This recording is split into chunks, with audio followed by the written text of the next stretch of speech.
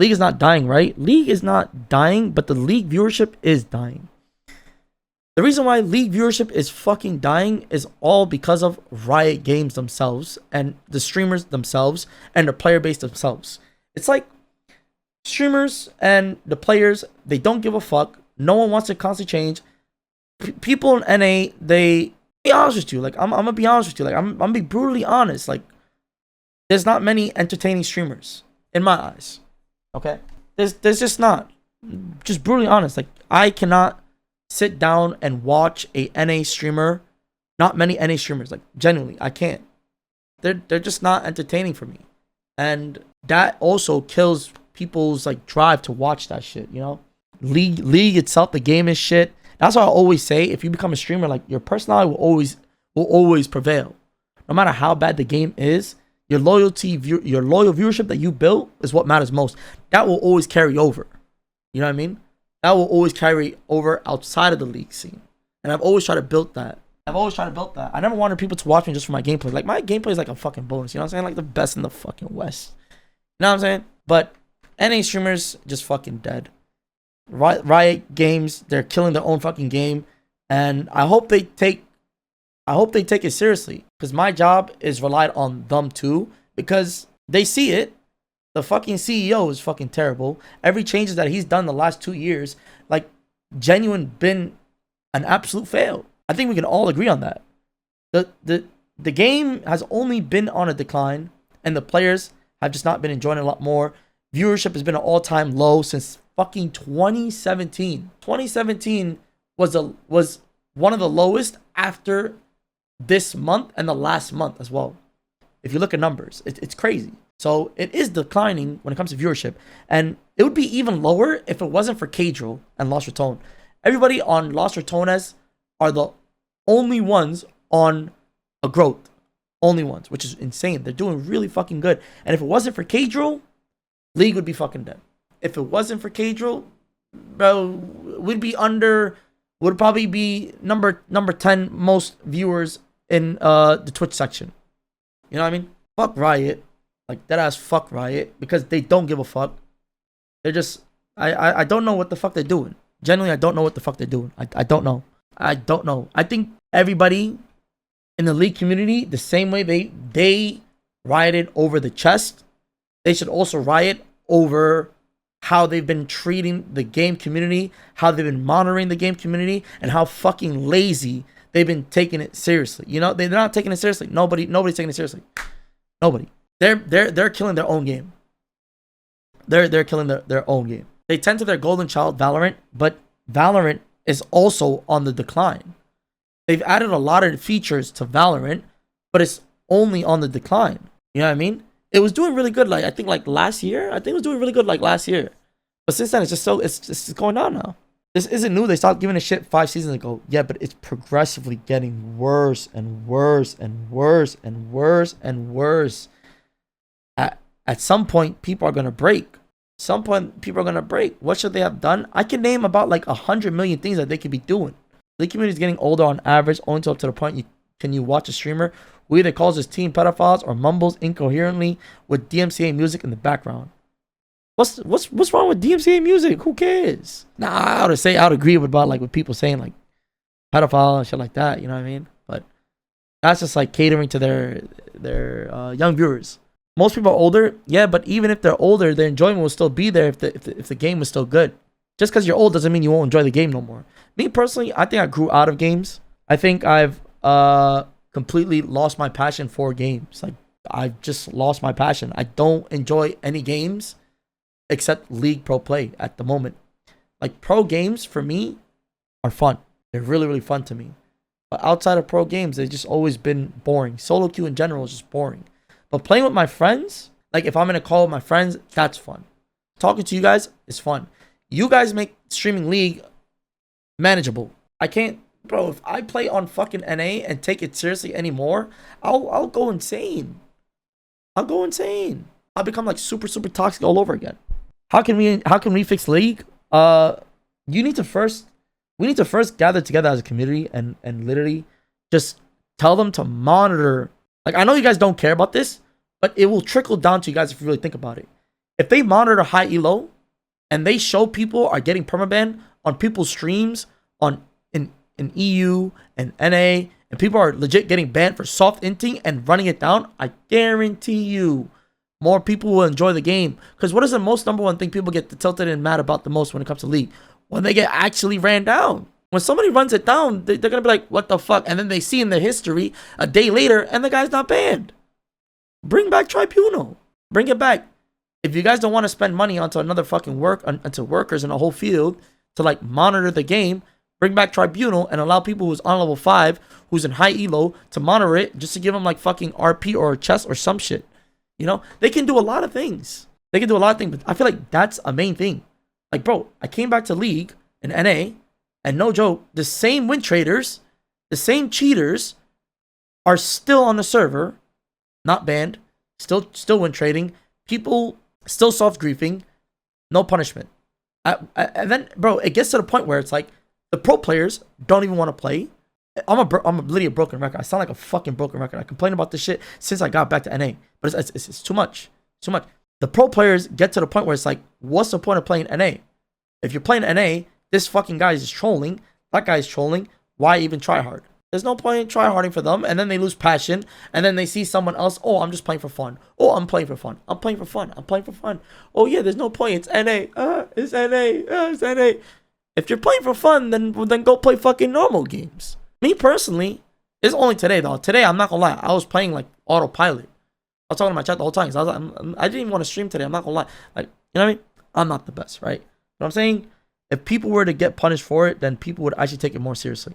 If they ain't losing money, they ain't fixing anything. Yeah, but they are losing money, but passively, because people who stream the game is what keeps the game still interesting for other viewers. You know what I mean? Like me myself, I'm a very competitive player. If they get punished, they would just leave. Yeah, so then behave. What are you, a fucking animal? Like, you're dead ass a grown ass man running it down in a fucking video game. Like, have some shame. Like that to me, like, bro, I'm not gonna lie, like, I'm not perfect. I'm not saying I'm perfect. I've ran it down 4 years ago. I've AFK'd 4 years ago. You know what I mean? Like, I'm not perfect, but when people do it, other people will do it. They're investing in Europe more than NA? No, they're not. Nothing's being invested in Europe and nothing being invested in NA. Nothing's being invested in Korea. Nothing. If the only that's being invested from EU is Cadril. Without fucking Cadril, the league scene fucking shit. Fucking Tyler stopped playing the game as well. Tyler is like our Cadril of NA. The question is, what is running down / inting? How do you decipher that? It's the same way a challenger player can look at a bronze player and know that he's bronze. You show me any rank and I can see what rank they are. You can see when people are soft inting. A challenger player would do challenger level stuff. Now there may be moments where they're like, oh shit, my bad, and like it's a misplay. But then it's like if it's multiple moments, you know they're soft inting. It's obvious. It's very, very, very obvious. It's not hard. It's a business. We are a customer and addicted, and they will ban the toxic player who do not buy. They will make an exception for people who pump money, and there will be a border. Listen, bro, it comes to the point where it's like, bro, when I think I spent like $2,000 on my first account that got permabanned. And bro, I have over 30 permabans accounts, like unironically. Back in my toxic days, I was a scumbag. I was a piece of shit. I did everything in the book. Hey, I was bad, but I turned into leave. Now I'm just toxic on stream for comedy purposes. I'm grown. I'm maturing. I'm getting old. I'm fucking turning 26 in August, you know? Those were my bad days. They even banned my account when I spent like fucking $2,000 on my first account. My IGN was call me Box. So I don't think that matters too much. When people spend money, they're not going to ban them. I think they would still ban them. I think they would. The thing is, if you're an employee, do you want to make a decision that makes the company $10 million on a skin or incentive, or moderate game and make no money? If you moderate the game, you'll eventually make more from a skin late game. Let me explain the process, right? If you're looking, so what you're telling me is that League right now, they're looking for short-term growth rather than long-term growth. But you could also look for a long-term growth without spending as much money. That's my point. There's like many ways to do it. Bro, there's streamers. There's high elo players. You can trust them to make right decisions. Fucking Broxa in the EU League he's not toxic. I don't think he says anything toxic. And I'm sure he will be fair on who he picks is not right for solo queue. You can find someone just like that in NA solo queue. You find like a group of people who can be trustworthy and you just ban them. Now, we used to have that but Mr. Nightblue, Mr. Cappuccino, he ruined it for everybody. That fucking dickhead. But was he in the wrong? I wouldn't fully say he's in the wrong, but I would say that he's in the wrong. You know what I mean? Because the guy, Nubrak, whatever you want to call it, that guy's a retard. That guy, he's notoriously for playing fucking Teemo, sitting in someone's lane, AFKing, and just some bullshit. Some fucking khara bullshit just to get clout from it. I feel like it's just more of a clout thing. And he's still doing it, I'm pretty sure. Still fucking doing it. And to me, it's just, it seems like he wants to do it like for a trend or get famous for it. But bro, he's been doing this shit for like 8 fucking years and he enjoys it. But like to me, I feel like that's just scummy. It's like with Bardonet playstyle. I don't hate Bardonet. I don't hate Bardonet. But I think playing with his playstyle was fucking cancer. This goes to Boss playstyle before. When I used to play with Boss, I used to hate fucking playing with Boss. I used to hate it. I used to hate fucking playing with him. I used to hate it. Because he would literally just int, and I just wouldn't understand it. Maybe I don't understand Bardonet's playstyle, but I feel like it comes to a certain limit where it does work and where it doesn't work. I see where Boss playstyle works, and I would like to have Boss on my team now. But with Bardonet, I still don't see it. You know what I mean? But my point is, some people should get banned. There should be like a high elo court judical system. Or however you want to call it. There should be a court system. Like, that guy is not innocent. Or some shit. Or even pay one guy salary. From the 100K that you make, you pay this guy 50K a year or some shit. You pay him 50K a year with benefits and all that other bullshit.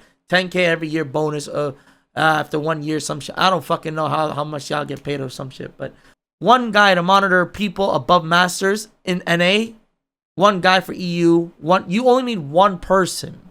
One guy. You review the plays that they mark in the chat box. You be like, mark the moment where he inted. And that guy just goes into that moment and goes to that moment, see if he inted. And that's it. Boom. That report done. Next game. Boom. That guy done. Boom. Next game. It's really not complicated. Wallah, it's not complicated. It's not. And that one guy would save League and high elo. Well, it wouldn't save League and high elo, but it would fix a huge problem. It would. Like, I'm pretty sure in CSGO, there's this one thing where it's like the tribunal, where you can see plays and you get benefits from it, if I remember correctly. I think they used to have that for CSGO. They had it for like Season 3 and League of Legends 2. If that was a job, people would actually work overtime. That's what I'm saying, bro. That's what I'm saying. Nubrak is a diamond player, not a high elo player, but I get that, you know? I totally get that. There could be certain stuff for people like him though, because he's a streamer. And he's projecting these type of playstyle, which is bad. Bro, not my first IGN, but one of my IGNs was literally called humzh v Tribunal. I was a toxic piece of shit, bro. I was a fucking scumbag. That's not a fair system. They would have to review multiple games. You can't judge someone off of one game. They could just have a bad game and still look like it's inting. No, I disagree. Someone can run it down blatantly in that one game, and it's just it has to be something that's like blatantly. Like you could tell when it's blatant inting in high elo. You can just tell. I'm sorry, but somebody does not go into your lane, smite your cannon, and then leave. Is that just a bad game?